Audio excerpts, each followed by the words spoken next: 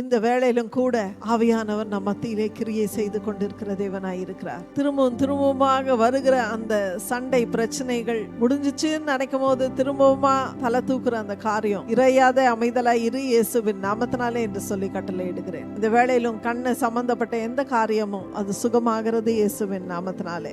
விரல்களிலே இருக்கிற அந்த வலி அது சுகமாகிறது இயேசுவின் நாமத்தினாலே. இயேசுவே, மக்கள் எங்களை தங்களுடைய வார்த்தையினாலே அடிக்கலாம் ஐயா. இயேசுவே, இழிச்சொற்களினாலே எங்களை நிந்தனையாய் பேசலாம் தேவனே. கர்த்தாவே, எங்களை ஒதுக்கி வைக்கலாம் தேவனே, எங்களை தள்ளி விடலாம் அப்பா.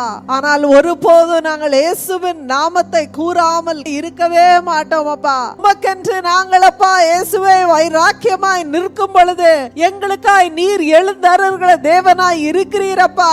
எனவே இயேசுவே, உம்முடைய நாமத்தையே நாங்கள் மகிமைப்படுத்துகிற மக்களாக என்றும் காணப்படுகிற கிருபை உண்டாய் இருப்பதாக என்று சொல்லி நாங்கள் ஒப்பு கொடுத்து ஜெபிக்கிறோம் ஐயா. கர்த்தாவே, தொடர்ந்து இந்த நன்மையை மற்றவர்களும் கண்டு கொள்ளட்டும். நித்திய ஜீவனின் நம்பிக்கையை பெற்றுக் கொள்ளட்டும். இயேசுவே, கல்வாரி நீர் சிந்தின ரத்தத்தினாலே வருகிற சுகத்தை பெற்றுக் கொள்ளட்டும். இயேசுவே, சமாதானத்தை கொடுக்கிற தேவனாய், சந்தோஷத்தை கொடுக்கிற தேவனாய் இருக்கிறீரே, வந்து பெற்று அனுபவிப்பார்களாக என்று சொல்லி அழைக்கிறோம் இயேசுவின் நாமத்தினாலே. கர்த்தாவே, தொடர்ந்து எங்கள் ஒவ்வொருவரையும் உம்முடைய கரத்திலே ஒப்பு கொடுக்கிறோம். கர்த்தருடைய மக்களாக இயேசுவின் நாமத்தை தொடர்ந்து சொல்லுகிற மக்களாக நாங்கள் காணப்படுவோமாக என்று சொல்லி துதியையும் கனத்தையும் மகிமையும் நாங்கள் உமக்கே செலுத்துகிறோம். இயேசுவின் நாமத்திலே பிதாவே, ஆமென்.